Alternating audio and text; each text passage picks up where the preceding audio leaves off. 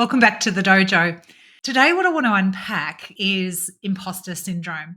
Let's start by understanding what this actually is. So, fundamentally, it's when we have self doubt despite the contrary evidence. So, we may have achieved certain things in our life despite that evidence of success. There is still something within ourselves that doubts our own credibility. So, this might look like we are fearful that people are going to find out that we're actually a fraud. Often, people who battle imposter syndrome will attribute their own success to luck or timing or other people's lack of awareness of their shortcomings. So, this is extremely common, as it turns out, with high performers who will tend to have expectations for themselves that are impossible to actually reach, and they really struggle to give themselves fair credit for the things that they have ultimately achieved. Now, this is not unique to people early in their careers. This is something that I observe at every level of leadership. So I've worked with board directors, I've worked with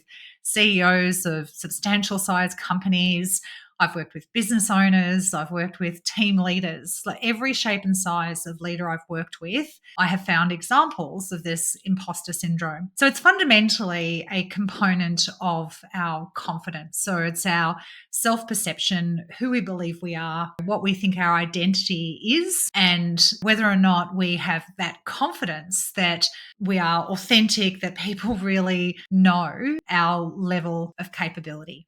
So let's unpack some of the things that we can do. If you discover that this is you and you have these tendencies, then these are just some of the strategies that you can put in place to, over time, start to break down what is just a pattern of thinking. Any pattern in our mind can be reprogrammed so long as we consistently and often have different thoughts to the pattern that is unconsciously there. Over time, we can actually shift this quite dramatically. But again, like with anything when it comes to our character development, we've got to do the work. We've got to be willing to tune into ourselves, observe ourselves, journaling, self-reflecting, all the rest of it to help us to actually track what is my mind doing to my emotions, and therefore how is that playing out in terms of how I show up and how I give myself fair credit. So let's unpack some of these tips. My first tip is to name it to tame it. This is about being able to recognize when you're doing this to yourself. The first thing you need to learn to be able to do is to observe your own thought processes. Every time you observe this self-doubt or this questioning or the sense of, am I a fraud? Is someone going to find out?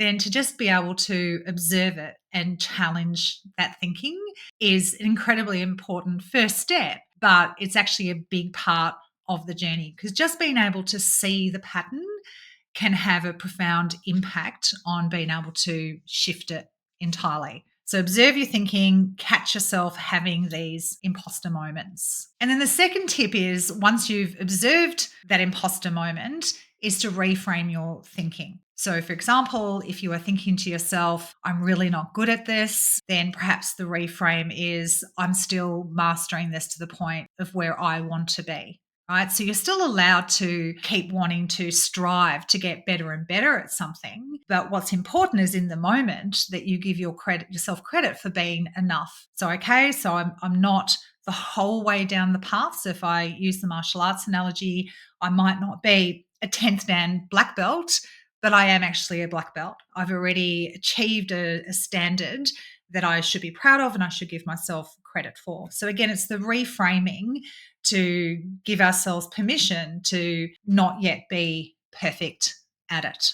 If we make a mistake and again, we get fearful that, oh, this is going to expose me, people are going to find out how ordinary I am actually at this job. Again, catching that thought and reframing it, that nobody expects me to be perfect, that it is natural for us all to be learning, including through mistakes, that making an error is not a reflection on my underlying capabilities. Whatever it might be, it's starting to tell yourself a different story and not punishing yourself when you're not perfect. Because as we've established, nobody is perfect. So this is, again, a natural part of just being an executive, being a leader, whatever stage of your career that you're at. The fact is that you've still got more to learn. Hopefully you're still learning and growing and evolving as a human being until the day that you leave the planet. My next tip is to start to write down and capture some evidence for yourself. So this is often one that I work with my clients, is getting to a place where you have a really clear record of all of the evidence. So when your unconscious mind is screaming at you, you're not enough, you're not good enough, everyone's going to find out, that your conscious brain has something to reference. And you can go back to that list of evidence or success stories that you've captured to remind, obviously, yourself consciously, but more importantly, to be reinforcing that with your unconscious mind, that there is actually very strong evidence of you having earned the successes or achieved the goals that you have thus far. Then my next bit of advice is to talk about it. Entrust a mentor or a colleague that you work closely with and share how it is that you're feeling, because I'm willing to bet what you're going to discover through that process is you and most other people. As I said before, this is actually incredibly common. So it's very likely that that mentor or colleague will be able to share some of their own stories or stories of other people that they've known, again, who have been superstars, really capable, successful people struggling to give themselves that credit. So again, often talking through it can make us feel less alone, feel like we're not alone on this journey, that others have a very similar battle to the one we're facing. And then my next bit of advice is to focus on the value you can add as opposed to perfection. If you're feeling nervous about going into a setting, because again, you've got this fear of stumbling or failing or not being good enough, then turn your mind to what value can I add through this conversation or this meeting, this project, whatever it might be, and go into it with that intention. Rather than talking yourself into, I've got to be perfect, I can't make any mistakes, I can't look like a fool. Just go there simply with that intention of value adding, and you'll take some of the pressure off yourself, and you're more likely to then leave that forum feeling like, yeah, actually that was a success. You're more likely to give yourself credit. So my next tip is just really reinforcing a number of things I've already shared with you, and that is to normalize growth, that we're all learning, we're all growing. As I said, I don't care if you're the chairman of the board of some big fancy business, you're still not perfect. I can assure you, if you're listening to this doubting me, that's true. There are so many examples of so-called successful leaders out there where you can see that they're not perfect. So it doesn't matter what stage of career you're at, normalize growth. So for example, I had a CEO client that I'd worked with for a long time. He transitioned to becoming a board director. Now, the reality is, as a board director, he was a newbie. He was, the new kid on the block, had no prior experience being a board director. And there is a very big difference between being a CEO and being a board director. And he needed to learn how to do that. For example, he needed to learn how to stay in his lane and not micromanage the CEO and not try to tell the CEO what to do, because guess what? That wasn't his job anymore.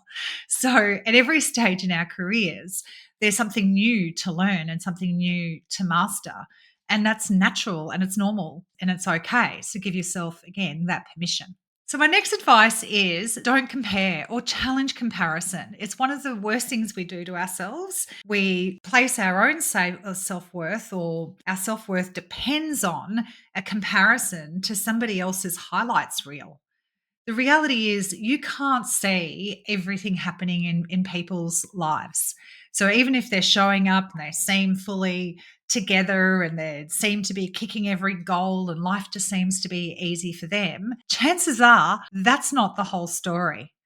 Every single one of us is unique. We have different strengths, we have different weaknesses, and we have different stories playing out in the background. There's no point comparing yourself to someone else because you're not that person. No doubt you will have strengths that they don't have and vice versa. They will have stuff going on in life that you don't have and vice versa. All you can do is compare yourself to yourself. So who was I yesterday? Am I proud of who I am today relative to who I was yesterday? Our goal in life should be to become the best possible version of ourselves, not to become the same as somebody else, because that is never going to be the path to greatness and realizing your full potential.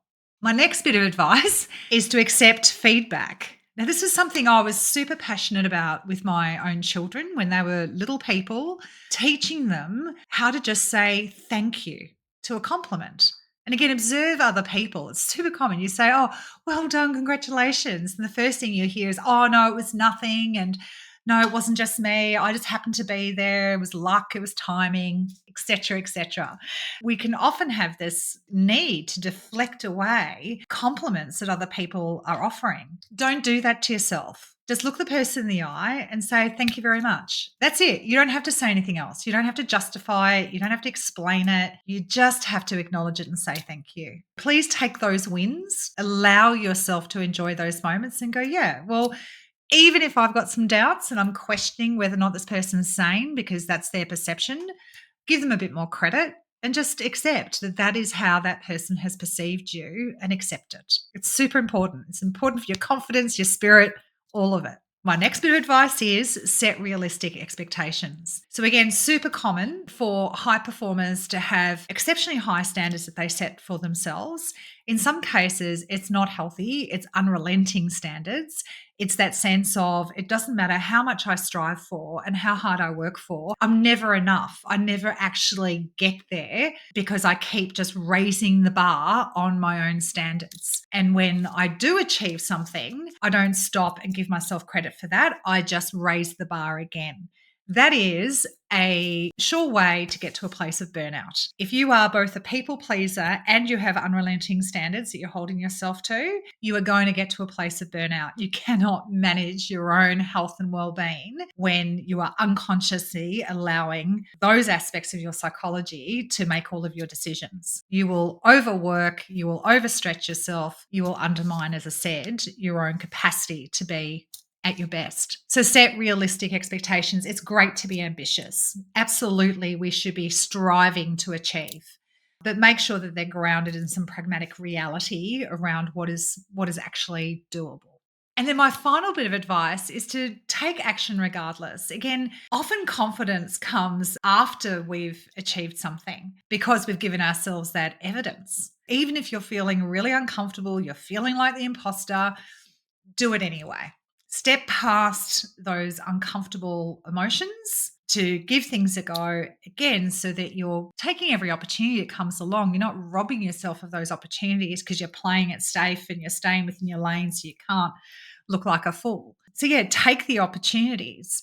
Demonstrate to yourself through those experiences that even when you're uncomfortable, if you choose to, you can. So, as I said at the start of this video, all of what I'm talking about takes practice. It takes anchoring our focus back to what's the goal here. The goal is I no longer want to feel like I'm an imposter. I want to give myself full credit for what I've earned. I don't want that sense of shame or humiliation I feel every time I make a mistake. So anchor yourself to that's the version of yourself that you want to be. And then simply, if nothing else, just simply start observing what stories are you telling yourself? Are you being fair? If you were appraising somebody else's contribution, would you be as harsh to them as you're being to yourself? So just start observing those stories and just start to reframe some of those thoughts. And hopefully that will get you onto the path of being nice to you, giving yourself credit where you've earned it. Thanks for joining.